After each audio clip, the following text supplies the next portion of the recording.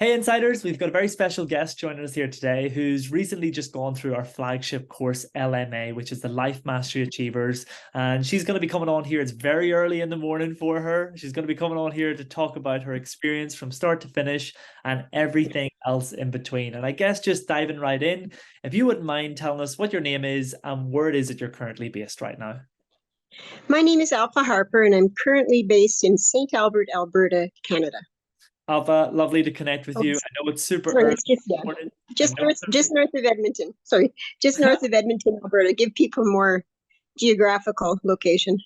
Perfect. There we go. Well, listen, I appreciate your early commitment this morning. I know you've been flying and I know you've been traveling, but we're here now. And I thank you for being on here with us today. And just diving in here, would you mind telling us what would you say was your biggest struggle or challenge that you were facing in your life prior to coming on board the LMA journey?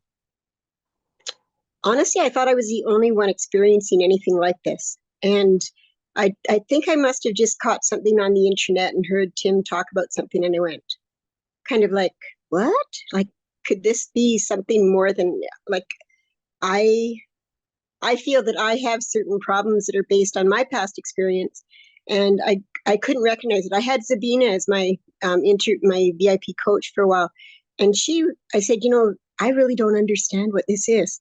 And Tim did an interview like this with someone the other day, and I went, oh my goodness, I'm not the only one again. And to learn the whole process and to see the energy. So I had just I was at a kind of a lull in my life trying to be supportive for my husband. So I graduated from university just 5 years ago because I went back and studied at the Brigham Young University Hawaii campus and completed my university degree with Hawaiian studies and a minor in theater. And then I went on to go, okay, no, I'm not finished yet. So now I've just applied and I'm actually getting ready to go to Honolulu Community College in school and just feel, like you said, vibrant, like I'm ready to go. And I've had hard time getting I've hard time getting medical insurance because they don't usually have students over 65 years old going to school. Wow. So it's I thought, in the next few years, I look at other people that are my age and I go, I'm just not there yet to settle down that much. And we're traveling and also not traveling for pleasure or fun. We are often would be sponsored, but we travel to help other people in other countries grow their food and that. So with my husband doing sustainable agriculture and then myself, I do sewing. And so the program I'm going into, which is because of LMA, it's given me the idea of self-mastery and being able to control, and pinpoint the things that are making me have problems, Wow. which I just never knew there was anything ever out there like this. It was just so amazing to make the connections. And I think the big thing was when I really saw the explanation that Tim gave when you go, he was talking about the retreat, but he talked about getting away from your own life into a place where nothing is there that reminds you of home or anything.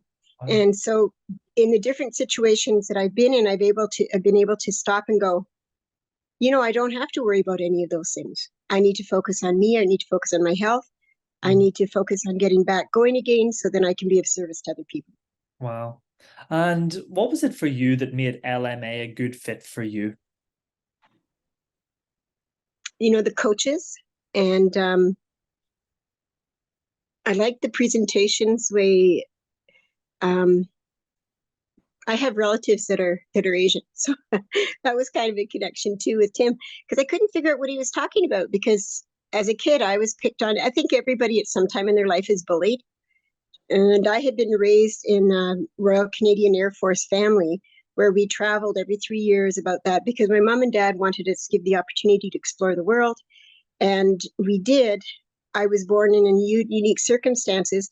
So we're literally an across Canada family because of the way we were born in different postings. And so I had just a different outlook on life, very international. And I never recognized people from different nations. It was just fun to guess where their accent was from because we already knew my dad had served with NATO from 60 to 63. And now I'm just putting all these connections together while talking to my sisters and everything. Anyways, being that I was in a unique situation, I had often been told to delve back into my past and figure out what went wrong at what time to cause this problem or that problem. And I think it was just the eye-opening thing. Like, there were a couple of stories. One was where the master puts the guy underwater and says, when you want everything as much as you want to be able to breathe. That was one thing that was an eye-opener. But it was also being able to put one step. There's so many things and so many little ideologies. The biggest one from this take, and I think Tim's used it before, was Walt Disney. And we became really big Disney fans because his goal, sorry, I'm going to choke up a little bit. His goal in life was to do things for other people in future generations because he'd already missed it with his daughters. And I just went, that is one of the things that it's not like what I can do for myself as much as how can I be present in the moment, in there for someone else, to be uplifting to someone else. Now, it's not that I don't care about myself, but I need to be in a position to help people. As a lifeguard and swimming instructor, you always made sure you were in a safe position before you reached your hand out to help someone. You had to make sure that you are secure. You never put your hand out, or else you had two drowning victims, the one who was trying to save the other. So there's just a lot of things you learn over life, over a lifetime of experiences, and preparing things and envisioning. And the visual things that Tim talked about in this program too is so good. I think it was called the Fast Track, where he did the intense 3 days. Those are the ones that really was the big aha, because I was still trying to get my head around it. It was so fascinating. I challenge myself still to do Heartfluencer. My biggest challenge has been when traveling, either in Hawaii or Mongolia, we don't always have access to the internet, even where we lived in Hawaii when I went to school there. It is very frustrating to not have that. So right now I happen to be in a place that has good internet. So nice, fantastic. And what would you say, Alpha, was the biggest benefit that you've experienced from the LMA program for yourself? How has your life or your perspective on life changed or shifted? Well, what's really interesting, because as I've come home, and I feel a change in myself where I am now more confident in being able to express myself and to be able to, I don't know if other people understand this. I just thought it was because I'm a woman. I would actually try to express myself and then burst into tears because I couldn't handle all the emotional stuff that was coming up. And now, well, like I kind of did when I was talking about Walt Disney, because it brings back all the family members of the good things. But sorry, I'm talking really quickly at some points, which is not always the best thing. But the whole thing is to be able to gather the information that I have, to slow down, to put it into words, and to really feel it so that I can express it to someone else. The benefits of looking into doing a program like this. When I came home, so this brings my thoughts around here. When I came home, I have been able to more be at hand to help my own children, who are all grown up now, but they're going through more mature, different levels of life. And instead of them being worried about their mom being sick or something, I can stand up and say, okay, this is how I can help you. You know, it's not always finances, but you can now trust me. Don't worry that I'm not well, because I am well now. Nice. And I'm maybe not always, I mean, we're always going to have physical challenges as we get older, but it's not even that. I'm technically very well. I had sports injuries. Wow. I'm 69 years old, suffering from relapsing on sport injuries. So it's interesting. Can I ask you, like, this is just a different question, only because I'm in right now, and it's not really what I was planning to ask, but just because I feel inspired to ask you, what advice would you give to people who are at the other side of 55, 60, 65, who think, oh, LMA, it's too late for me to do that. Like I've left it too late. What advice would you give to those people who think they're too old or they've left it too late? Well, I'm going to call on an answer to that from the students who came up to me and said, how old are you? Which is not a common thing. But so I often would go back to them and say, okay, how old do you think I am? And they would come up with, well, 55, 50. I said, well, actually, I'm almost 70. Mad. And I only say that because I go, wow, I'm almost 70. But when I was getting ready for this interview, that's one of the things I was actually thinking about is that, as a senior, it brings new life. You have that energy come back to you. Like when, I don't want to say teenager, we don't always want to relive our teenage years, but just that life optimistic cycle, like an optimism cycle that you have when you're younger, when you're looking forward to things. Yes, I'm almost 70. My parents lived into their 90s. Mom was 90 and dad was 93 when he passed. And they loved life. And that's actually, we love life. And they carried on and taught us to really love and appreciate life. But I'd say, whether you have 3, 10, 15 years or whatever left on this planet, do something to make you can take that with you. You can't take things with you, but you certainly can take how you feel about yourself and the influence that you have on other people. One of a dear friend cautioned me, says, well, you're always so perky and happy. And I go, well, what's it? Like, it's kind of like, yeah, but the opposite is being grumpy and blue, kind of sad and miserable. I'd rather walk around with a smile on my face. And I often tell people, now you get a kick out of this, my favorite, okay, I'm actually wearing a Hawaiian dress that I made, but my favorite character for Disney is the fairy godmother. There's a number of different things. Now, fairy godmother, number one, is because she's forgetful, she's kind, she's a little bit, forgetful, kind. I used a different expression, kind of dotty. She's not always quite right there, but she's so generous and so kind and so always trying to help. There's a movie that was done, it's called The Slipper and the Rose, and in that, the fairy godmother explains how hard it is to be a fairy godmother and how irresponsible other people are getting the things done that they're just that she tells them to do, and they just simply don't follow the plan, and then you have problems. But follow the plan. You have to find the right plan to follow, and I find, especially if there's any seniors out there, hello, remember, if you're going to improve, it's a really good investment for yourself. You lift everybody around you. You become more positive.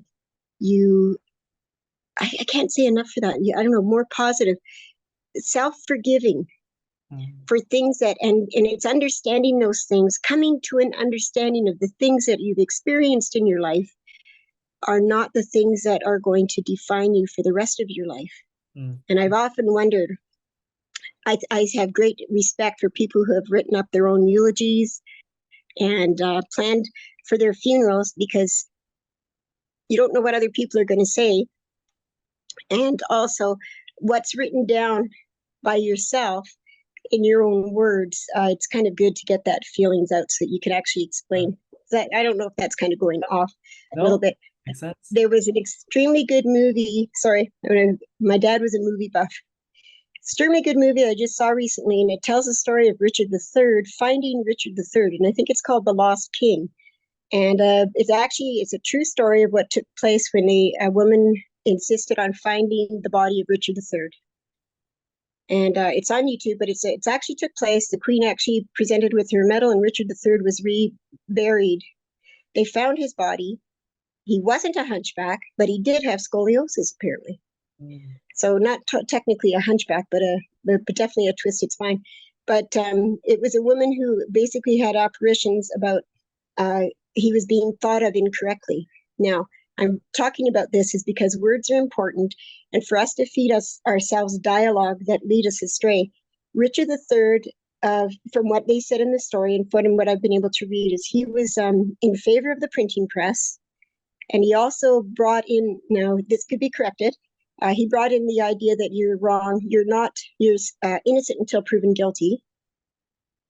And the things that were written about him weren't always necessarily true. So the printing press that he advocated actually turned around and went against him and made him a different picture. But in finding the bones and learning more about himself, they actually found that just evidence that he was supposed to have killed his nephews in the tower and things like that. But all of those things were actually disproved, because it wasn't just the 2 boys that were the heirs to the throne. There were about 7 or 8 of them. And he didn't kill all those, so why would he kill 2? And that's just really lightly touching on it. But anyways, the whole point is, that he advocated the printing press, and then later on it was the press that actually turned his life and twisted it. And the woman brought up the point that Shakespeare wrote the play almost 100 years after Richard III was alive. So how many things, like, what do we really know? And I think we boil it down to our own lifespan, whether you're 24 or 64, we get a lot of dialogue that doesn't talk to us correctly. Yeah, sure. And it can twist things around in our own minds, and we can sit there and go, oh, if I had only just not done that one thing, oh, my life would be so different. Well, the whole thing is that I can go, well, instead of looking down over here, I actually remember Tim doing that. And I think you kind of talk about it too. When you look at things and realize that you can change things, and it's okay to feel better. It's okay to feel better about things and to move on, even when you're older. And I keep telling people, I'm 69, I'm going to be 70 soon. That is so weird because I'm the youngest in the family. So I always felt I was way behind everybody. My sisters are almost 10 years older than me. They're still working full and part-time. No, they're both working part-time now, but far beyond the age of normal things. And my dad, he was, until he really got dementia quite badly, he was an instructor for different things. He was a Tai Chi Chuan instructor. He taught cross-country skiing up into his late 80s and different things. So I've got a legacy that I know, well, man, I've got at least 30 years left. So, that'll take me up to 100. Okay, why not? Yeah. Why not? But I might as well do something, and I might as well improve now because it's going to make me feel better about myself. And it's going to uplift, I hope it's going to uplift the community around me, whether they be little children, middle-aged children. And I've learned a lot more tolerance when I had a lot of tolerance. Somebody once told me that I am a person without guile, so I had to look that up.